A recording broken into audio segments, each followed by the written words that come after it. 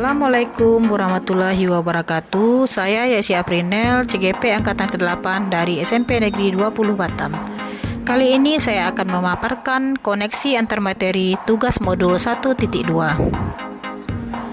Model refleksi yang digunakan yaitu 4P, diantaranya peristiwa, perasaan, pembelajaran, dan penerapan ke depan.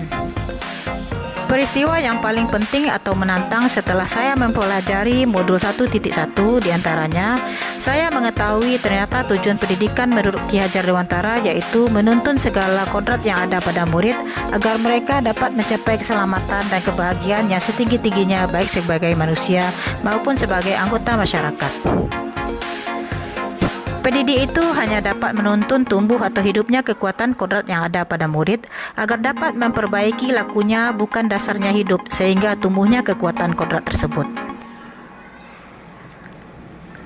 Dasar pendidikan anak berhubungan dengan kodrat alam dan kodrat zaman. Kodrat alam berkaitan dengan sifat dan bentuk lingkungan di mana anak berada, sedangkan kodrat zaman berkaitan dengan isi dan irama. Budi pekerti, watak atau karakter merupakan perpaduan antara gerak pikiran, perasaan, dan kehendak atau kemauan sehingga menimbulkan tenaga. Budi pekerti juga dapat diartikan sebagai perpaduan antara cipta, karsa, dan karya.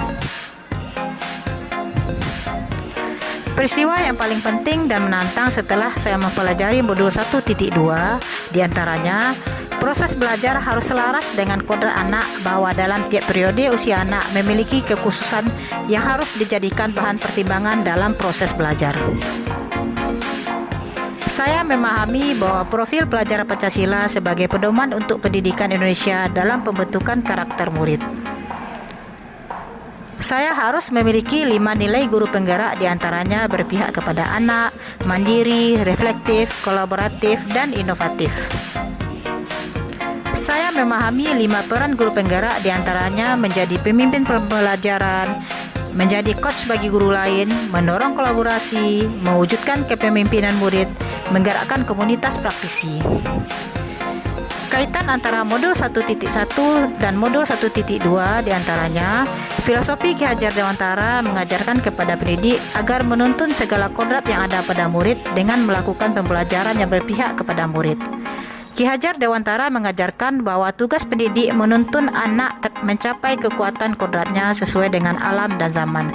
Untuk itu, pendidik harus inovatif dan kolaboratif agar tercapai kekuatan tersebut. Ki Hajar Dewantara mengajarkan juga bahwa tugas pendidik membentuk budi pekerti atau karakter dengan cara memadukan cipta, karsa, dan karya sehingga tercapainya tujuan pendidikan nasional yaitu mewujudkan peserta didik dengan nilai profil pelajar Pancasila.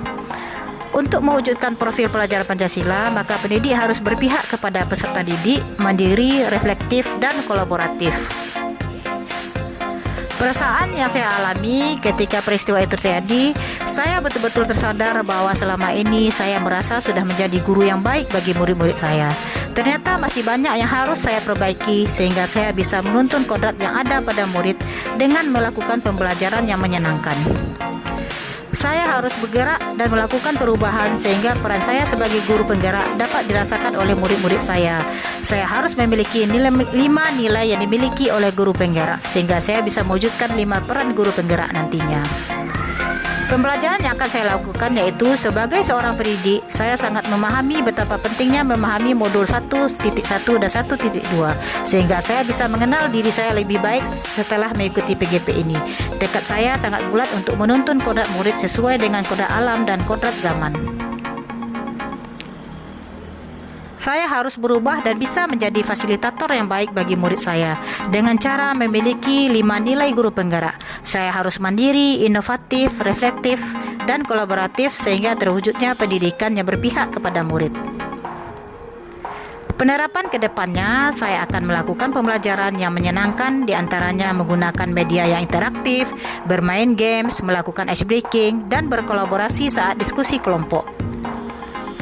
Saya akan melakukan refleksi pembelajaran, diantaranya refleksi diri dan refleksi yang dilakukan oleh murid. Hasil refleksi ini dapat memperbaiki proses pembelajaran pada pertemuan berikutnya.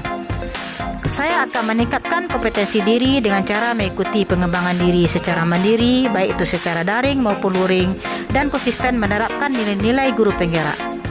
Demikianlah paparan saya mengenai koneksi antar materi. Semoga bisa dipahami. Terima kasih.